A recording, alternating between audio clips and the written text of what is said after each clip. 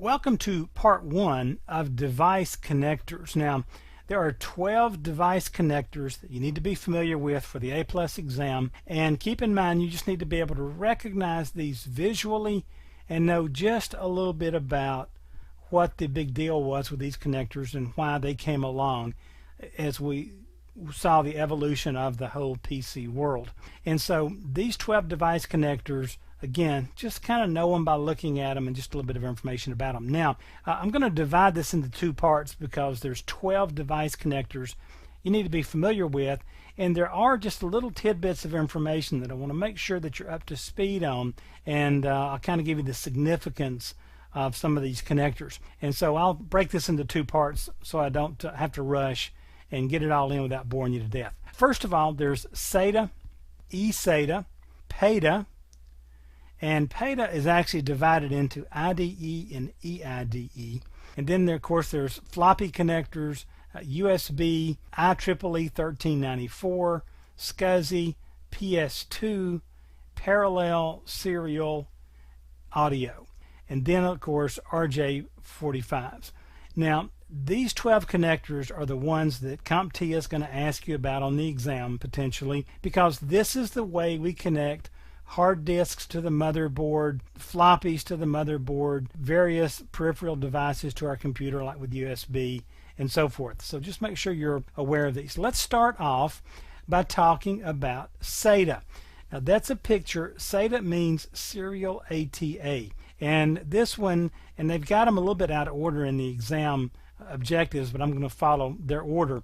But notice with a SATA connection, you actually had these little connections on the motherboard or a controller card or whatever, and then you had this connection, and you're going to connect one end of this to the motherboard or to your expansion card, and then you're going to connect the other end with this same type connection onto the actual hard drive. And this was serial ATA. Notice serial advanced technology attachment. And this was smaller and faster than the old parallel version. We started off with parallel connections, and SATA came along and cleaned that up. Made it faster, made it smaller, all kind of cool things. Now eSATA, the E simply means external. External SATA. This is an external serial connection that we can use to connect hard drives, pretty much anything else that uses the SATA connection to the PC. Now keep in mind, eSATA cables can be up to 6.6 feet. As a matter of fact, a lot of the external enclosed hard drives that you can get now, the little backup devices, network storage things, a lot of these will use eSATA to connect to your computer. And this is what eSATA looks like, okay? And so you'll notice this is going to connect onto the motherboard, and then this end is very slightly different. Notice it doesn't have the little L shape here. It's what's going to connect to your actual device, okay? So keep in mind, SATA and eSATA are both serial delivery mechanisms, and that brings us to PATA. Now PATA is what we first saw in the earliest PCs, and PATA stood for parallel ATA. Now this was originally just called ATA.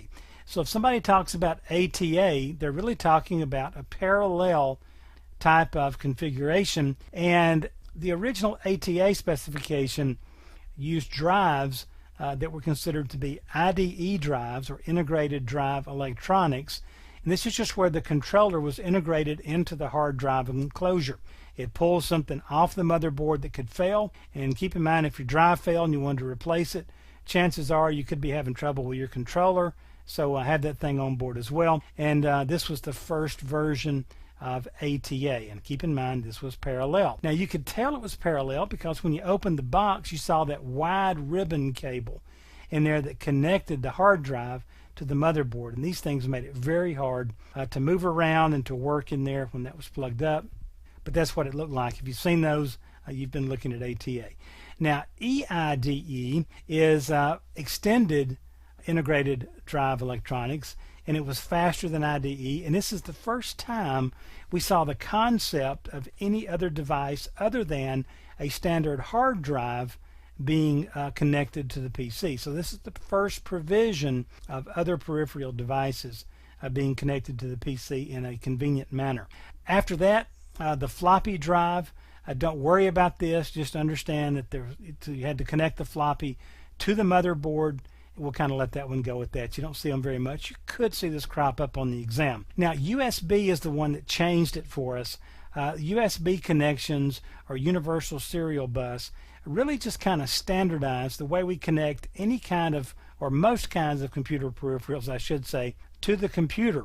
And what was really cool is USB thumb drives, all kinds of USB devices, made it very easy to switch things from desktop computers to laptops to handhelds to tablets to all sorts of things. And so the USB connector has been really, really important to us. Now, you need to watch these USB versions. You could see this on the exam, so I'll go ahead and throw it in here. USB 1.0, the data rate is up to 12 megabits per second. Pretty quick when it first came out. USB 2.0 jumps that to 480 megabits per second. And USB 3 is just now really starting to get out there. Notice it's 5 gigabits per second. It's about 10 times faster than 2. And if you've never seen USB 3, it's really cool to see. You'll have to have a USB 3 device and a USB 3.0 port on the computer to get that speed, but 5 gigabits per second is smoking on USB. So anyway, that's the first half, and so join me in part 2, and we'll continue our trek through the 12 device connectors you need to be familiar with.